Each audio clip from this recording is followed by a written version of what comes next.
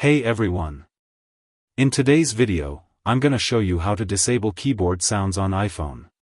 Let's jump right in. First, open the Settings app on your iPhone. Scroll down and tap on Sounds and Haptics.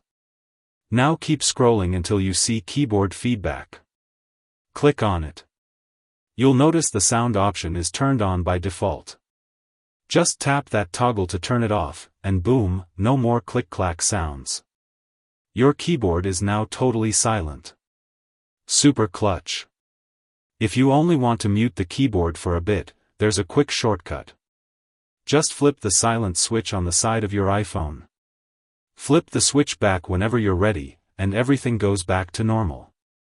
And that's how you disable keyboard sounds on iPhone.